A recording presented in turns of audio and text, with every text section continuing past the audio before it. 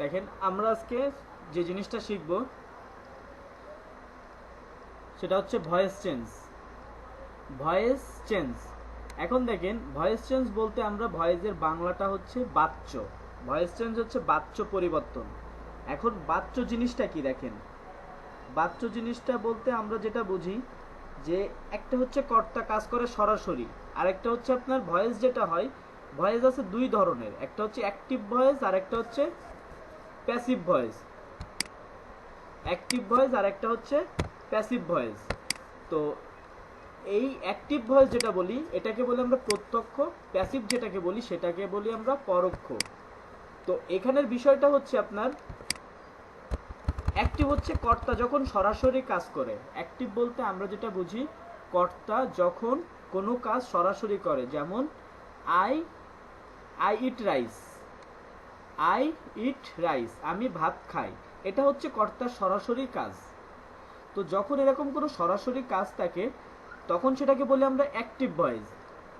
যখন এই কাজটাকে ঘুরায় আমরা বলি যে rice rice is eaten by me, সেটাকে বলি আমরা প্যাসিভ ভয়েস। তো প্যাসিভ ভয়েসের আর সহজ একটা বোঝানোর উপায় আছে, সেটা যে যখন কাজ কর্তার উপর এসে পড়ে, যখন কাজ কর্তার উপর এসে পড়ে, যখন কাজ কর্তার উপর এসে পড়ে তখন সেটাকে বলি আমরা প্যাসিভ ভয়েস। তো দেখেন আমরা সেই হিসেবে আমাদের কিছু রুলস আছে।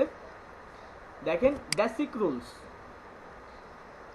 আমাদের কিছু বেসিক রুলস আছে ভয়েস চেঞ্জ শেখার। বেসিক রুলস যেটা, সে বেসিক স্ট্রাকচারটা হচ্ছে প্রথমে অবজেক্টকে সাবজেক্ট, কি বললাম, প্রথমে আমাদের কি অবজেক্টকে সাবজেক্ট করতে হবে। দ্বিতীয় বললাম টেন্স অনুযায়ী অক্সিলারি, সবাই লিখে নেন। তারপরে ভি3 অর্থাৎ পাস্ট পার্টিসিপল ফর্ম, তারপরে বাই, এটা হচ্ছে আমাদের ন্যাচারালি, তারপরে সাবজেক্টকে অবজেক্ট। তো আমরা কি বললাম, আমাদের 5টা স্টেপ ফলো করতে হয় ভয়েস চেঞ্জ অর্থাৎ অ্যাসার্টিভ সেন্টেন্সের জন্য বা যে কোনো সেন্টেন্সের জন্য আমাদের ভয়েস চেঞ্জ করার জন্য আমাদের এই 5টা স্টেপের ভেতরেই সীমাবদ্ধ।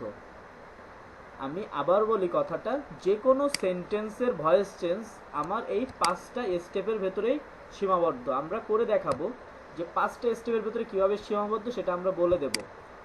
তো আমাদের ফার্স্ট যেটা বললাম যে অবজেক্টকে সাবজেক্ট, দ্বিতীয় বললাম টেন্স অনুযায়ী অক্সিলারি, ভি3 বলতে আমরা বলি ভার্বের পাস্ট পার্টিসিপল ফর্ম, ভার্বের পাস্ট পার্টিসিপল ফর্ম। দেখেন ভার্ব পাস্ট পার্টিসিপল ফর্ম আমরা এটা অনেকবারই বলছি। তারপরে এটা হচ্ছে আপনার ন্যাচারালি বাই, অর্থাৎ আমাদের ভয়েস চেঞ্জের জন্য বাই কথা অবশ্যই আনতে হবে। কারণটা হচ্ছে এই বাই কথা আনার কারণটা হচ্ছে কর্তা যখন কাজ করে তখন কর্তা কাজটা সরাসরি করে। যখন আপনার প্যাসিভের ক্ষেত্রে হয় কাজটা কর্তার উপর এসে পড়ে। আমি আবার বলি, অ্যাক্টিভের ক্ষেত্রে কি কর্তা সরাসরি কাজটি করে, প্যাসিভের ক্ষেত্রে কি বললাম, কাজ কর্তার উপর এসে পড়ে। আমার কথা বুঝেন ভালো করে, আমি এখানে কিন্তু মেইন একটা পয়েন্ট, ভয়েস চেঞ্জের সবচেয়ে মেইন পয়েন্ট হচ্ছে এটা যে অ্যাক্টিভের ক্ষেত্রে কর্তা কাজটি করে সরাসরি, প্যাসিভের ক্ষেত্রে কি হয়, কাজ কর্তার উপর এসে পড়ে অর্থাৎ কর্তার দ্বারা কাজটা করা হয়। তো আমরা এটাকে সংক্ষেপে বলি যে কর্তার উপর কাজ এসে পড়ে বা কাজ কর্তার উপর এসে পড়ে। তারপরে আমার সাবজেক্টকে অবজেক্ট। কমপ্লিট? বুঝছেন সবাই? বুঝতে পারছেন এতটুকু? সবাই বুঝতে পারছেন? তো দেখেন আমার ফার্স্ট স্টেপ ছিল অবজেক্টকে সাবজেক্ট, প্রথম স্টেপটা ছিল অবজেক্টকে সাবজেক্ট। এখন আমার এখানে একটা কোশ্চেন থাকে, স্যার অবজেক্ট চিনব কিভাবে, বা অবজেক্ট কোথায় থাকে, কিভাবে থাকে, সেটা আমরা কিভাবে বুঝবো? তো এটা বোঝানোর উপায়টা হচ্ছে সাধারণত অবজেক্ট চেনার, ভয়েস অফ করেন সবাই, ভয়েস অফ করেন, ভয়েস অফ করে ভিডিও অন করে রাখেন, ভয়েস অফ করে ভিডিও অন করে রাখেন। তো দেখেন আমাদের অবজেক্ট চেনার উপায়টা হচ্ছে, প্রথম বললাম যে আমাদের দুইটা স্টেপ ফলো করতে হয় অবজেক্ট চেনার জন্য। প্রথম স্টেপ হচ্ছে মেইন ভার্বের পরে অবজেক্ট থাকে। এগুলো অবশ্যই সবাই খাতায় নোট করে নেবেন প্রত্যেকটা, কারণ বইতে কিন্তু এভাবে সাজিয়ে গুছিয়ে লেখা নাই, আগেই বলে দিলাম। সবাই খাতায় নোট করে নেবেন এটা। তো কি বললাম যে মেইন ভার্বের পরে অবজেক্ট বসে। প্রথম হচ্ছে কি বললাম, মেইন ভার্বের পরে আপনার অবজেক্ট বসে। কেমন ভাবে বসে আমরা একটু এক্সাম্পল আসি। দেখেন মেইন ভার্বের পরে কিভাবে আমাদের অবজেক্ট চলে আসে। যেমন আই ইট রাইস। দেখেন আই ইট রাইস, এখানে আপনার কি হয়, আই ইট রাইস, আমি ভাত খাই। তো দেখেন এখানে ইটটা হচ্ছে মেইন ভার্ব, এখানে ইট মেইন ভার্ব।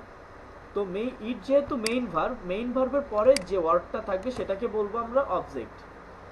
এখন অনেক সময় আরেকটা কোশ্চেন আসে, সবাই ভালো করে বুঝেন, আমি কিন্তু বেসিকটা ক্লিয়ার করাচ্ছি আপনাদের, বেসিক জিনিসটাকে ক্লিয়ার করাচ্ছি।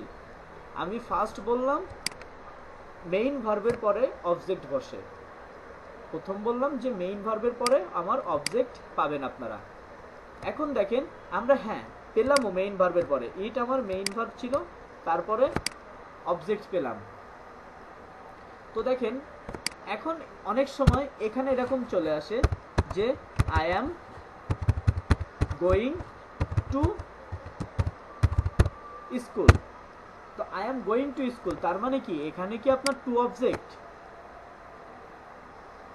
দেখেন এখানে টু অবজেক্ট না, তার মানে আমার অবজেক্টের পারফেক্ট সংজ্ঞাটা হচ্ছে যে যদি কোনো সেন্টেন্সে মেইন ভার্বের পরে যদি কোনো, কারো এখান থেকে নয়েজ আসছে, নয়েজটা অফ করেন।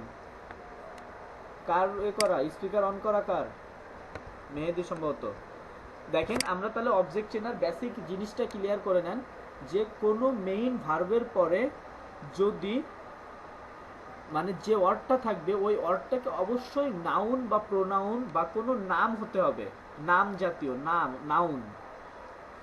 কি বললাম, নাউন হতে হবে। কোনো প্রিপজিশনও অবজেক্ট হিসাবে বসবে না, কোনো কনজাংশনও অবজেক্ট হিসাবে বসবে না, তারপরে ইন্টারজেকশনও যেটা বলে এটা অবজেক্ট হিসাবে বসবে না, কোনো অ্যাডভার্বকে অবজেক্ট করা যাবে না। আমি বারবারই বলছি যে আমার দেখেন পার্টস অফ স্পিচ আছে কয় ধরনের বলেন তো, জানেন এটা? পার্টস অফ স্পিচ কয় ধরনের?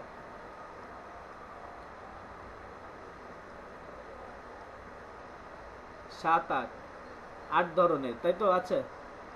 আচ্ছা দেখেন এই 8 ধরনের পার্টস অফ স্পিচের ভেতরে এবার অফ করেন। এই 8 ধরনের পার্টস অফ স্পিচের ভেতরে আমাকে অনলি যে দুইটা জিনিসের না অবজেক্ট হিসেবে গণ্য হবে সেটা হচ্ছে নাউন অথবা প্রোনাউন। আমার কোনো কনজাংশনও, কোনো প্রিপজিশনও অবজেক্ট হবে না, কোনো কনজাংশনও অবজেক্ট হবে না, কোনো অ্যাডভার্বও অবজেক্ট হবে না, কোনো ইন্টারজেকশনও অবজেক্ট হবে না। তার মানে আমার মূল কথা হচ্ছে যে মেইন ভার্বের পরে যদি কোনো নাউন বা প্রোনাউন থাকে তখন সেটাকে বলবো আমরা অবজেক্ট। কথা ক্লিয়ার অবজেক্ট চেনার? সবাই মাথা নাড়ান অবজেক্ট চেনার। রূপম ভিডিও অন করেন। সবাই ক্লিয়ার? সবাই ভিডিও অন করে হাত উঁচু করেন, আমি বুঝতে পারবো যে ঠিক আছে, বুঝতে পারছেন। তো এখন দেখেন দ্বিতীয় আসি, আমার দ্বিতীয় যে রুলসটা আছে সেটা বললাম যে একটি সেন্টেন্সে যদি একাধিক অবজেক্ট থাকে, একটি সেন্টেন্সে যদি একাধিক অবজেক্ট থাকে তবে ব্যক্তিবাচক অবজেক্টটি গ্রহণ করতে হবে বা গ্রহণ করাই উত্তম। কি বললাম, একটি সেন্টেন্সে যদি একাধিক অবজেক্ট থাকে তবে ব্যক্তিবাচক অবজেক্টটি গ্রহণ করাই উত্তম। তো দেখেন ব্যক্তিবাচক অবজেক্টটি কিভাবে আমরা বুঝবো, দেখেন আমাদের এই সেন্টেন্সটা একটু আপনারা খেয়াল করবেন। She teaches us English. দেখেন আমি বলছিলাম যে মেইন ভার্বের পরে কোনো নাউন বা প্রোনাউনকে আমরা অবজেক্ট হিসাবে বলবো। তো আমাদের টিচ হচ্ছে মেইন ভার্ব, তো তারপরে আস হচ্ছে একটা অবজেক্ট, ইংলিশও অবজেক্ট, কারণ আস হচ্ছে নাউন, ইংলিশও একটা নাউন। তো আমার পরপর দুইটা নাউন আছে, তো সেক্ষেত্রে আমার কি দুইটাই আমার অবজেক্ট হচ্ছে। তো এই ক্ষেত্রে আমরা যেটা করব সেটা হচ্ছে আমাদের ব্যক্তিবাচক অবজেক্ট, অর্থাৎ আস হচ্ছে আমাদের ব্যক্তিবাচক অবজেক্ট। এই ব্যক্তিবাচক অবজেক্টটাকে আমাদের গ্রহণ করতে হবে। ক্লিয়ার? সবাই বুঝছেন? এবার আসে আমাদের দ্বিতীয় যেটা ছিল, আমি আবার আসি অবজেক্ট চেনার উপায়টাকে আমি বলি। প্রথম বললাম মেইন ভার্বের পরে অবজেক্ট থাকে। আচ্ছা, আজানটা হয়ে যাক। আমাদের থার্ড স্টেপটা ছিল যে টেন্স অনুযায়ী অক্সিলারি। তো টেন্স অনুযায়ী অক্সিলারি ক্ষেত্রে আমরা যেটা দেখব সেটা আমাদের অ্যাক্টিভ ভয়েসের ক্ষেত্রে কোন টেন্স থাকলে আমাকে কোন অক্সিলারি ব্যবহার করতে হবে, কোন টেন্সের জন্য কি অক্সিলারি। এটা কিন্তু শুধুমাত্র ভয়েস চেঞ্জের অক্সিলারি, আমি বারবার বলি এটা কিন্তু ভয়েস চেঞ্জের অক্সিলারি। আপনি কিন্তু অন্য সেন্টেন্স তৈরি করার সময় এই অক্সিলারি ব্যবহার করতে পারবেন না। শুধুমাত্র অ্যাক্টিভ ভয়েস থেকে প্যাসিভ ভয়েসে আপনার কোনো সেন্টেন্সকে যদি রূপান্তর করতে যান, কোনো সেন্টেন্সকে যদি আপনি অ্যাক্টিভ ভয়েস থেকে প্যাসিভ ভয়েসে রূপান্তর করতে যান, সেক্ষেত্রে আপনার এই টেন্সের অক্সিলারিগুলো ফলো করতে হবে। যেমন প্রেজেন্ট ইনডিফিনাইট টেন্সের জন্য অক্সিলারি হবে এম, ইজ, আর। এম কোথায় বসে, ইজ কোথায় বসে, আর কোথায় বসে, এগুলো আমরা টেন্সের ক্ষেত্রে শিখে আসছি, আমি এগুলো আবার বলবো না। তারপর আমি আরেকটু মনে করাই দিই, ফার্স্ট পার্সনের ক্ষেত্রে এম, থার্ড পার্সনের ক্ষেত্রে ইজ, সেকেন্ড পার্সনের ক্ষেত্রে আর, এবং বাদ বাকি সব ক্ষেত্রে যত প্লুরাল আছে সব প্লুরালের ক্ষেত্রে বসবে আর। প্রেজেন্ট কন্টিনিউয়াসের ক্ষেত্রে am being, is being, are being. Present পারফেক্টের ক্ষেত্রে have been, has been. Have কোথায় বসে, হ্যাজ কোথায় বসে, এটাও আমরা আগে শিখছি যে ফার্স্ট পার্সন এবং সেকেন্ড পার্সনের ক্ষেত্রে হ্যাভ, এবং সকল প্লুরাল ফর্মের ক্ষেত্রে হ্যাভ। সকল থার্ড পার্সন সিঙ্গুলারের জন্য, সকল থার্ড পার্সন সিঙ্গুলারের জন্য বসবে হ্যাজ। প্রেজেন্ট পারফেক্ট কন্টিনিউয়াসের ক্ষেত্রে have been being, has been being. তারপরে পাস্ট ইনডিফিনাইটের জন্য অজ অথবা ওয়ার। পাস্ট কন্টিনিউয়াসের জন্য was being, were being. Past পারফেক্টের জন্য হ্যাড বিন। পাস্ট পারফেক্ট কন্টিনিউয়াসের জন্য হ্যাড বিন বিং। ফিউচার ইনডিফিনাইটের জন্য will be, shall be. Future কন্টিনিউয়াসের জন্য will be being, shall be being. Future পারফেক্টের জন্য will have been, shall have been. Future perfect কন্টিনিউয়াসের জন্য will have been being, shall have been being. বাস্তব ক্ষেত্রে আপনাদের একটা নোটিফিকেশন, অর্থাৎ একটা মোস্ট ইম্পর্টেন্ট কথা বলি। আমাদের ক্ষেত্রে অধিকাংশ ক্ষেত্রে আমাদের যে জিনিসটা হয় সেটা উইল হ্যাভ বিন, অর্থাৎ ফিউচার আপনার ভয়েস চেঞ্জের ক্ষেত্রে আমরা ফিউচার কন্টিনিউয়াস টেন্স যেটা, এই সেন্টেন্সটা আমার দরকার হয় না। আমাদের কোনো পারফেক্ট কন্টিনিউয়াস টেন্স অর্থাৎ ফিউচার পারফেক্ট কন্টিনিউয়াস টেন্স আমাদের মূলত ভয়েস চেঞ্জের ক্ষেত্রে দরকার হয় না, এবং এ ধরনের কোনো রূপান্তর আপনি কোনো পরীক্ষায় দেখবেন না। সো এই জন্য আমি এই সেন্টেন্সটাকে এখানে লিখে দিয়েছি যে নো নিড। তারপরেও আমাদের কোশ্চেন থাকে যে স্যার তাহলে ফিউচার পারফেক্ট কন্টিনিউয়াস কী হবে, যে কারণে আপনাদের এটা দেয়া। যদি ফিউচার পারফেক্ট কন্টিনিউয়াস কখনো ভুলবশত এসেও পড়ে, সেক্ষেত্রে আপনারা এই স্ট্রাকচারটাকে ফলো করবেন। এখন এই জিনিসটাকে লিখে নেন দ্রুত সবাই। লেখা হইলে সবাই একটু হাত উঁচু করবেন, মাথা নাড়াবেন।